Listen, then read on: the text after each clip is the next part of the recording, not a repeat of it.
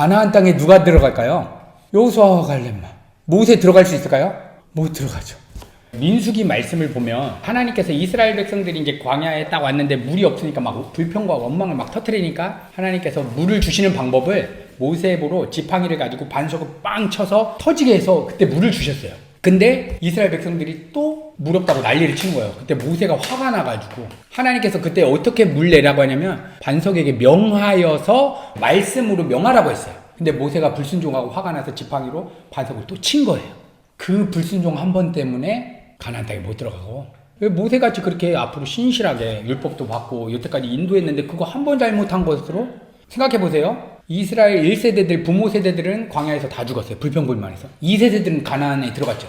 2세대들은 부모 세대들보다 영적으로 뛰어났을까요? 안 뛰어났을까요? 가나안에 들어가서 우상이랑 하나님이랑 같이 성령됐어요. 혼합해서 더 괘씸한 거. 근데 모세가 뭐 잘못했다고 왜 못 들어갔을까? 이거는 상징성을 좀 띠고 있어요. 그러니까 모세는 율법을 받은 사람이잖아요.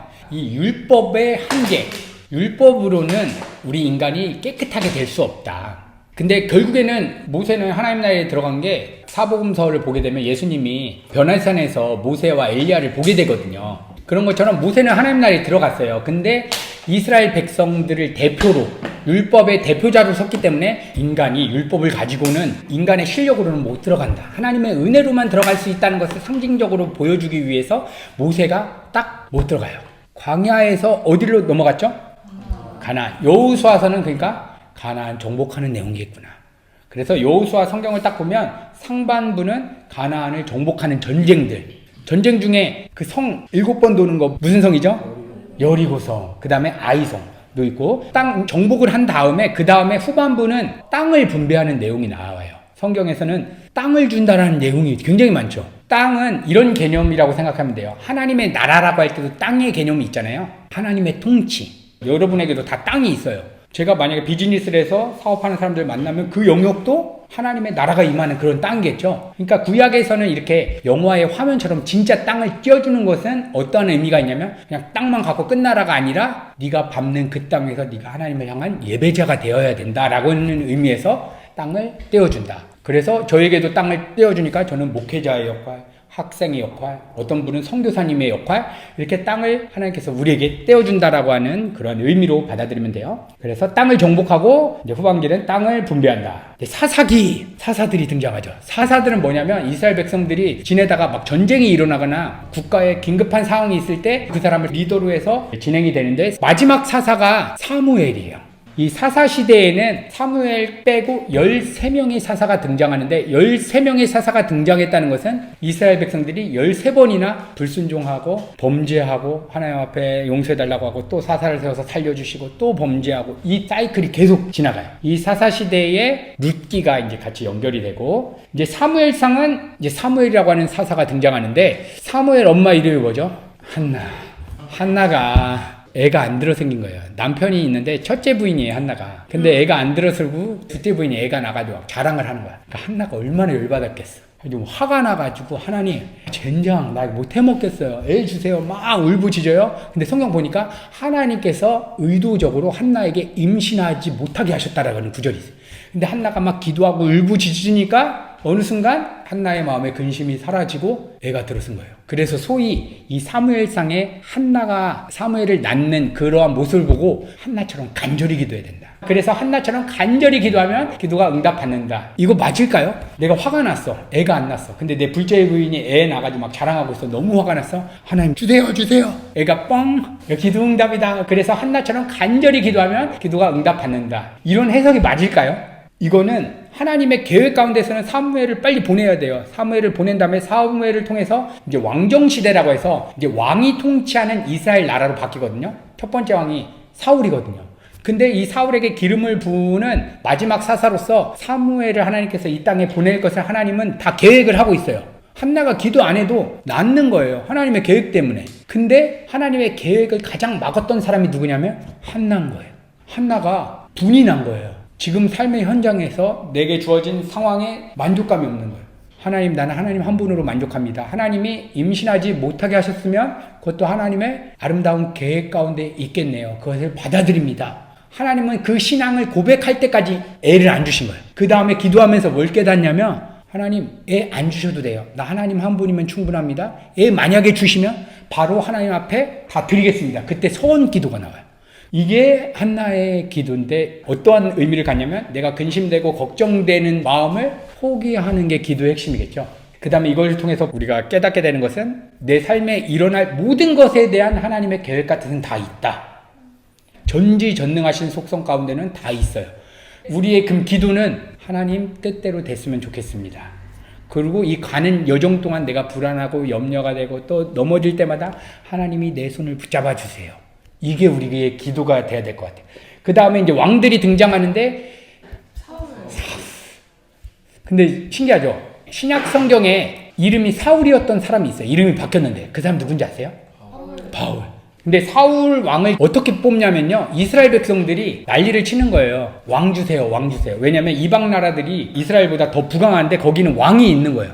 우리도 인간 왕을 주세요. 하나님은 직접 이스라엘 백성들을 통치하고 싶으셨어요. 근데 다른 이방 나라들은 막 왕을 가지고 있으니까 우리도 왕 주세요. 왕이 있으면 부유해질 것 같아서. 그래서 하나님께서 왕정시대로 허락하시는데 사울 왕을 뽑을 때 사울 왕의 외모에 대해서 언급해요. 성경에서 특별히 외모 잘 안 건들거든요. 근데 외모를 건드는데 용모가 출중하대요. 키도 크고 너무 잘생긴 거야. 그런 사람을 딱 뽑아놨어요. 근데 하나님께서 사무엘을 통해서 기름 부어서 왕으로 세웠어요. 근데 사울 왕의 말년은 어떻게 됐냐면 자살해서 죽죠. 가룟 유다처럼.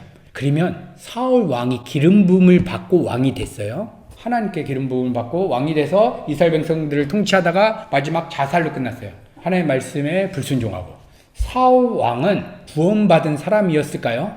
구원을 받은 사람인데 범죄를 해서 취소가 되었다. 아니면 처음부터 얘는 구원받지 않은 사람이다. 1번일까요? 2번일까요? 처음부터 구원받지 않은 사람이에요. 왜냐? 신약 성경에서는 예수님의 십자가 사건 이후로는 성령님이 우리 안에서 안 빠져나가세요. 우리가 죄를 지면 근심하시고 우리를 책망하시지만 절대 빠져나가시지 않아요. 근데 구약 성경은 하나님을 믿는 사람이든 안 믿는 사람이든 죄를 지으면 빠져나갔다가 다시 들어오셨다가 사울 왕도 그런 역할이에요. 사울 왕에게 들어갔다가 하나님의 뜻을 이루기 위해서 그냥 사용하신 거예요. 되게 독특한 면이죠. 그래서 구약 성경에서 성령 하나님의 사역과 신약 성경의 성령 하나님의 사역은 구분지어진다. 구약 성경에서는 하나님의 뜻을 이루기 위해서 들어갔다 나갔다 가신다. 신약 성경에서는 예수님을 구주로 인정하는 사람 마음 안에 내주하셔서 빠져나가시지 않는다. 이게 구약과 신약의 성령 하나님의 차이입니다. 이제 사울 왕이 죽었어요. 그 다음에 어떤 왕이 생기죠? 다윗. 그 다음에 솔로몬. 이게 이스라엘이 분열되기 전에 있었던 세 명의 왕입니다. 사울, 다윗, 솔로몬. 각각 40년씩 통치했어요. 쉽죠? 40년, 40년, 40년, 120년간 통치를 했다. 솔로몬의 엄마는 누구냐? 밧세바 자매님. 밧세바는 다윗이 큰 성적인 범죄를 범했잖아요. 이것을 통해서 보여주는 것이 무엇이냐면 우리가 실수하는 것도 하나님은 선으로 사용하신다는 거예요. 이스라엘 백성들이 그렇게 반항하고 막 불순종해도 하나님은 반드시 하나님이 택한 백성들은 다 선으로 바꿔주세요. 노아의 홍수 우리가 그때도 살펴봤지만 노아가 처음에는 하나님의 의인이라고 시작했는데 마지막에 술 먹고 하체를 드러내고 그게 어떤 모습이냐면 홍수로 다 쓸려 내려간 사람들의 영적인 상태예요. 이 세상 기쁨에 취해가지고 하나님과 상관없이 막 즐겁게 살고 술에 취해서 살아가는 사람들의 모습이 노아의 말년의 모습이에요. 근데 노아의 아들 한 명이 뒤로 가가지고 이렇게 옷으로 하체를 가려주죠. 그것은 무엇을 보여주냐면 노아가 구원받은 게 얘가 착해서 그런 게 아니라 하나님이 그냥 은혜로 그렇게 수치스러운 모습도 다 덮어줘서 구원받았다. 다윗도 밧세바 범했는데 솔로몬이 낳았다. 솔로몬 이제 들어가겠습니다. 다윗 40년을 했어요. 그 다음에 솔로몬이 태어났는데 솔로몬이 뭐가 좋았다고 했죠?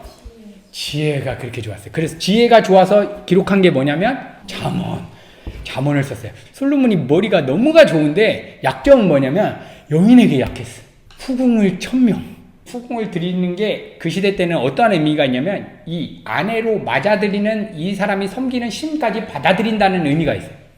그러니까 1000명의 우상을 다 받아들인 거죠. 솔로몬의 모습을 통해서 우리 안에 하나님보다 더 집착하는 게 무엇인가가 그려져요. 그래서 말년에는 그렇게 우상 숭배하면서 그렇게 영적으로 깔아앉으면서 두 나라로 쪼개주는데 남유다, 북이스라엘. 저번 시간에 생각납니까? 남유다와 북이스라엘. 북이스라엘은 어떤 나라에게 멸망하냐면 아수르에게 멸망을 당해요. BC 722년에. 그 다음에 남유다 BC 538년에 바벨론에게 멸망을 하게 돼요. 근데 북이스라엘의 내용은 너무 짧게 나왔어요, 성경에. 북이스라엘은 19명의 왕들이 막 생겨나는데 한 명도 칭찬받은 왕이 없다. 이렇게만 기억하면 돼요. 솔로몬 이후에 이스라엘은 남유다와 북이스라엘로 갈라졌다. 북이스라엘은 19명의 왕이 있는데 한 명도 칭찬 못 받고 다 멸망했다. 그리고 나머지 남유다, 여기서는 8명만 칭찬을 받았어요. 이제 남유다에 대한 이야기가 이제 성경에 이제 열왕기, 상하 이런 데 기록되어 있습니다. 그래서 여기서 연합 왕국 시대라고 제가 적어 놓은 거 있잖아요. 사울, 다윗, 솔로몬. 나라가 나눠지기 전에 하나로 있었을 때 나라를 연합 왕국 시대. 열왕기, 상하는 이제 분열 왕국 시대, 남유다와 북이스라엘로 나눠지는 내용이 있습니다. 분열 왕국 시대에서 이제 북이스라엘은 이제 아수르에서 완전 이제 멸망을 당해서 끝났어요. 그러면 이제 남유다가 남는데, 끝까지 남는 게 남유다인데, 남유다가 이제 바벨론의 포로로 가서 몇 년 동안 생활하냐면 70년을 생활해요. 포로 생활 70년. 그때 예레미야라고 하는 선지자가 포로로 간 사람들에게 이제 메시지를 선포하는 거예요. 근데 어떤 메시지를 선포하냐면, 하나님의 말씀 순종하면 하나님께서 니네 살려줄 거야가 아니라, 니네 하나님 말씀 잘 순종해. 바벨론 포로로 반드시 70년간 너네 생활할 거야. 근데 그때 거짓 선지자들이 나타나서 아니야, 10년만 고생하면 빼줄 거야. 아니, 니네가 열심히 하면 5년만 해도 돌이켜줄 수 있어. 근데 예레미야가 그냥 돌직구로 던지는 거야. 니네 무조건 70년 동안 그냥 포로로서 그냥 살아. 노예로 그냥 살아. 이거를 선포했던 거예요. 예레미야가 엄청 욕을 많이 먹어서 예레미야를 이제 눈물의 선지자라고 얘기를 합니다. 그 다음에 바벨론 포로로 갔을 때 썼던 사람들 기억나는 사람 있습니까? 다니엘, 에스겔서까지. 예레미야는 포로로 가기 직전에 니네 포로로 가서 70년 동안 있을 거야 라고 한 거고, 예레미야 애가는 포로로 간 다음에 울면서 쓴 거. 에스겔서, 다니엘서. 그러니까 이 세 가지를 보면 이스라엘 남유다 백성들이 끌려갔을 때의 내용들이 잘 묘사가 돼 있겠죠.